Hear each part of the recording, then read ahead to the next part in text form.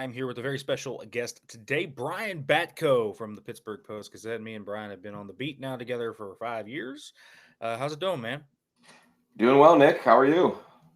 I am doing well. We both are at the facility today at practice, and I want to start today kind of talking about Calvin Austin Okay. because I think we kind of talked with Calvin. He was pretty mum. I think with Raheem Blackshear now being signed, a returner, it's probably pointing in the direction of no Calvin Austin this week, at least for this week.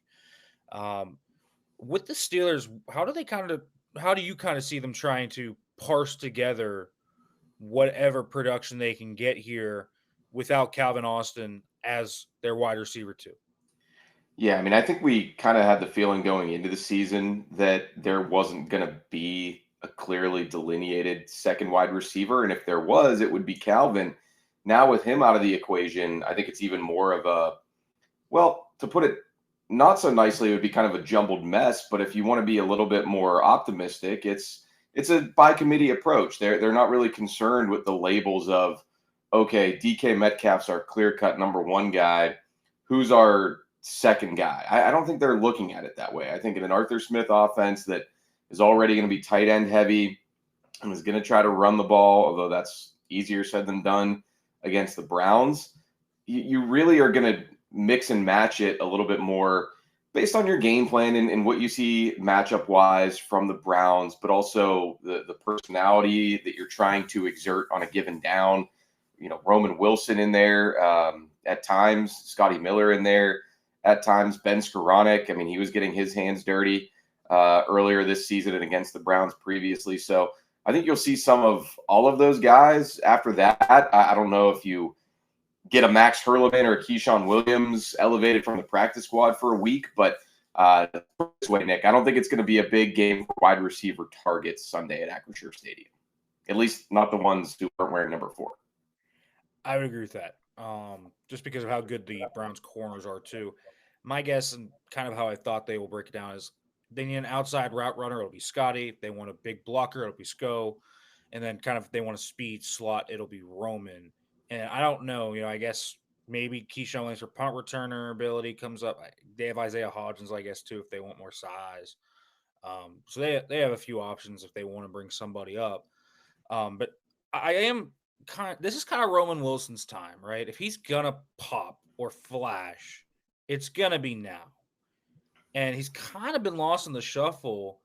And I mean, what do you think about what's been going on with Roman? I kind of just say he's just not a well-rounded player right now. His best trait is speed, and they just kind of have a lot of it. And so he's been where he is right now. They don't have as much of it if they don't have Calvin Austin in his number 19 uniform. So, yeah, I mean, it has been another rough start to a season for Roman, and this time, not injury related like it was last year for his rookie campaign. I mean, I was sitting next to you at Croke Park out in Dublin, and he ran on the field, and I said, "Here he comes, Nick Roman Wilson, getting his weekly cardio." So, I mean, yeah, they're really not looking his way. It doesn't look like they're trying to get him up to speed and involved, kind of like last year how it was sort of shrouded in mystery of like, okay, is he still trying to come back from what was a pretty rough injury, or is he back physically but isn't there mentally? I just felt like any way you sliced it for him in 2024, there was not a concerted effort for the Steelers to say, okay, this guy can help us immediately.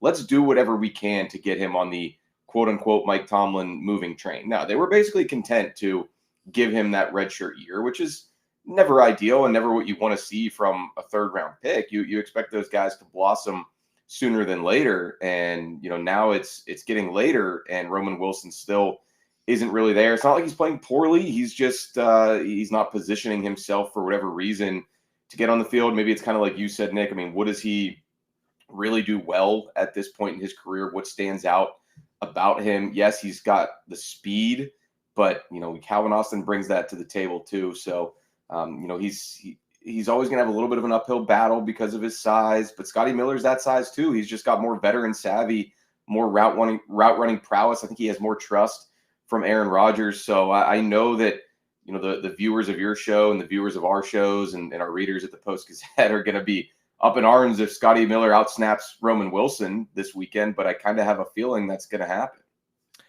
I do too. And, we kind of talk about, I mean, Roman's very willing to block, but why would you have him in as a blocker versus Ben Skowronek. I mean, he is kind of what he does right now is win on crossers on speed. And why would you have him do it when you have DK Metcalf to do it? I mean, Metcalf obviously did that on the 80-yard touchdown, the slant post kind of route tree. That's what he does well, but they have players to do it. And so, I mean, Roman does a lot of, I believe, I like to call it love for the game routes, which is just run a clear out, go as fast as you can, clear out the underneath space, nothing else. And they really haven't utilized it. And so we'll kind of see what happens. But right now, as you know, we've kind of mentioned, he just doesn't. There's nothing for him to hang his hat on.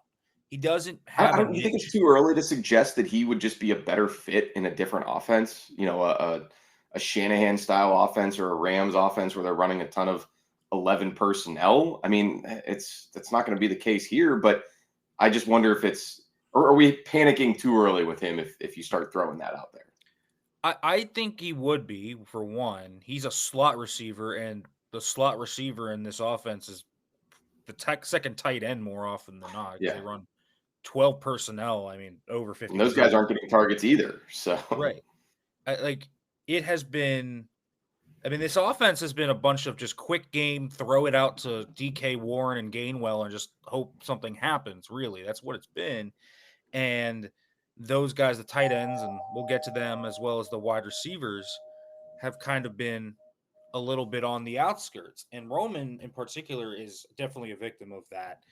And I mean, you talk about would he be better in like a Shanahan offense? No doubt about it. He would be even better in an offense that just needs his speed because he kind of needs a specific type of route concept tree to kind of, I think, pop. So right now they just don't need it and they don't use it. But let's talk about those tight ends because I think that's kind of a fascinating thing too, right? Jonnu Smith and Pat Freiermuth are just not being utilized that much. For Jonnu, he's basically been used as a glorified running back. I'm going to be real with you. His average depth of target is under 1 yard right now. I think it's 0.8. It's a lot of pop pass, screens. Maybe, there's a quick game. The only downfield target I remember him getting is the seam route he caught, I believe, in New England. and that was a great ball by Aaron Yeah, Rodgers. But yeah, there hasn't been a ton of that. right. There hasn't. And Muth and Rodgers feel like they don't have any chemistry whatsoever. His chain mover kind of role has been phased out. And now, this past week, Darnell plays 90% of the snaps. And what's going on here with Jonnu Smith and Pat Freiermuth? They're paying $24 million combined for these guys, and they're getting less than 200 yards. The difference in the two situations that you just discussed there, Nick, to me is I don't know if the Roman Wilson stuff is going to pop up in a good way anytime soon. But the tight ends, I do think, are sort of lying in wait for the right matchup, for the right game plan, where Arthur Smith says, okay, I see a window here, literally and figuratively, to go ahead and get these guys more involved, and that they're going to pop open over the middle. And I think last week some circumstance dictated that with you wanted to try to run the ball against the Vikings and, with, using the Spencer Anderson 6 lineman package and really trying to establish that. It did take away a little bit of what you were doing in the passing game. I think this Browns game is going to be another one like that. I mean, we've always heard how much Mike Tomlin talks about those even fronts and what you have to do offensively to counter that structure. I remember Hard Knocks last year where he was barking at Darnell Washington that these are the games that they went and got his big. Can we swear on this show? You can. Go for it. He said, "This is what we got your big ass for." So, I mean, they last year too. It was like Michael Pruitt would, come out of his hole to be a starting tight end in 12 personnel against the Browns. So he's not around anymore. But I think you'll see a lot of Darnell Washington, and you might see more Spencer Anderson in basically the same role as Michael Pruitt, except he has OL next to his name instead of tight end, and he needs to rub his nipples to make himself eligible when he comes on the field. So. I say all that to say, I don't know if this is the week that Jonnu Smith and Pat Freiermuth are going to get going, but I think that does materialize eventually because those two guys are too good. Arthur Smith loves tight ends too much. You mentioned the Jonnu Smith role. I think there was foreshadowing of that, though, going even back to when they acquired him and, the message from the Steelers, front office, coaching staff, players was how versatile he is, and he's a chess piece, and don't think of him as a tight end, think of him as just an offensive player. And that's been it so far. But I'm kind of with you, Nick. It would be nice to see him utilized as a tight end a little bit. I can remember the days of asking if Jonnu Smith was essentially going to be a wide receiver for the Steelers, and that certainly isn't the case. So I think those two will get more involved as the season goes along. But this could be another rock fight, grind it out sort of week where the Steelers feel like, hey, we need a little bit more schematic help to make sure that Aaron Rodgers makes it through this game. Yeah, Darnell, I think, has to be on the field just to help Roger against Myles Garrett. I mean, that to me feels like one thing. But Jonnu, I mean, teams play Jonnu like he's a receiver because they stay in nickel a lot when he's on the field in 12. He doesn't And block when he anybody, was in so Miami you're last not worried. year, You're not worried about him from that perspective, right? He doesn't block. And I remember last year in Miami, like when you watched them, they played it like it was 10 personnel, like it was 4 wide instead of 11. I would like to see them just utilize him vertically a little more in man-to-man stuff. I think he can be really good there. I really kind of think the issue that they're running into, though, is I don't really think they can run the ball without Darnell on the field. Like, I think that's the big thing is in the modern NFL, you kind of need that inline Haas type of guy because these D linemen and these edge rushers are just so good. And so many teams are running zone runs now. And to do that, you need to have a really good tight end that can handle those guys and free up your linemen to climb to the backers. And I just think Darnell obviously is the guy. And he's kind of their most well-rounded too. He's not a total zero in the pass game. Like we've seen that. I went back, watched the film against the Vikings. I think there were other plays they could have gone to him for. Like Darnell to me kind of has to be the leading getter here. And then they kind of got to figure out what they want to do with Jonnu and Pat outside of that. I'm just curious kind of how they would think about running the ball if it was Jonnu and Pat, because I think we saw that personnel package a lot in the first 3 games, and every single time they tried to run the ball, something would go wrong. And I think Darnell's kind of the chess piece there to unlock that. It doesn't always have to be Spencer Anderson, right? But I'm interested to see maybe how Darnell would open up a role for Jonnu and Pat, but also does it justify 24 million for both? I think that's a tough ask.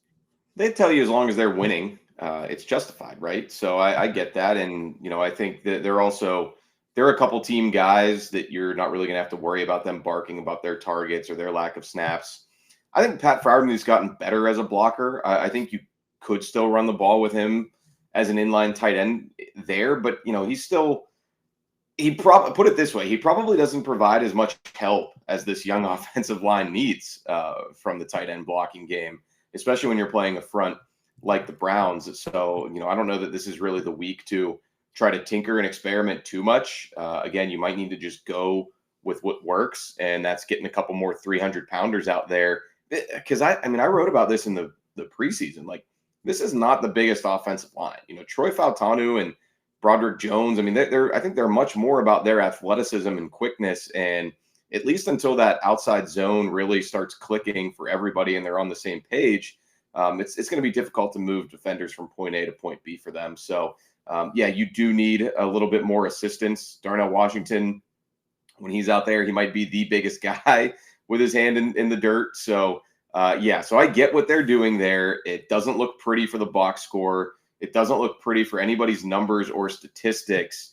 But again, I think as long as the Steelers feel like as long as they're winning, they feel like the offensive recipe is okay. And now we just get into a much bigger picture question with this team this franchise for the last 5 or 6 years of, should it be more about a fluid offense that is sustainable and capable of putting up a lot of points versus, hey, we can eke out wins in the regular season, but then when we start going up into a bigger weight class in the playoffs, now all of a sudden this by hook or by crook mentality isn't serving us that well. Right. Today, this offense, this 25 offense, I feel like I'm watching 2020-21 again. It feels like the late Big Ben stages. They lead the league in time to throw right now. Rodgers gets it, I think, at 2.52 seconds. He has the lowest average depth of target historically, like super outlier. I think it's like a yard less than anyone over the last like 15 years. It is crazy what they're getting right now. And so I'd be kind of remiss if I told you I think that's sustainable. And that's why, I think the Jonnu Muth discussion is so important, Brian, because I think they're going to start seeing teams come down, take away space in the quick game. And I kind of think, hey, I like Jonnu and Pat on nickels. I like him against safeties. I like him against linebackers. However you match that, I like that matchup. And so I guess my question is, how do you evolve this offense as it continues to go? Because I don't think the formula from the first 4 games is what's going to ultimately say win them the division or win a playoff game if they get there. I think this offense might have more upside than the ones that you referenced there that got a little bit hemmed up come January and December even. But, I think DK Metcalf's probably the biggest factor in that. He's the best number 1 wide receiver the Steelers have had since Antonio Brown, therefore the best in the post-Ben era. To me, I know that George Pickens looks great so far in Dallas. I'm not surprised by what he can do on the field. Everything's coming together for him, but I'll still take DK, I think, in a trade there if that were the case. But if Aaron Rodgers has, if he's got more arm strength than Ben had in the late stages, then I think, again, that can be your trump card for this offense and specifically this passing game. But yeah, we need to see it. It needs to materialize over the course of this season. Last year had a lot of ebbs and flows with Justin Fields, Russell Wilson, Arthur Smith still in his first season here, and a lot of the, strange moving parts with George Pickens and his, mercurial nature, then adding the injury onto that. So that was really up and down, and then clearly it ended on a down note. But I think this one, if they can keep growing and adding on week to week, which I actually think they're capable of. I think Arthur Smith, I know he's not Sean McVay or Kyle Shanahan, but I think he is a pretty good play caller, a pretty good offensive coordinator. I think he generally knows what he's doing at the NFL level and has a pretty solid resume from it. I've got more faith in him than a lot of the offensive coordinators that the Steelers have been running out there in recent years, put it that way. So it's early. It's only week 6. The going is going to get a little bit difficult here with this Browns defense. And again, might be kind of a slugfest on Sunday, but then, it opens up a bit with the Bengals, and, you hope to see this offense sort of find some of those answers that have been missing through the first 4 games. Right. And I think that's going to be the big thing is the growth of this team. I will say, some of the good teams they face down the stretch, some having some defensive questions. I mean, you think Baltimore, Detroit struggled a little bit in the secondary. Like, there are some opportunities against those teams. I feel like that they might have advantage to take care of.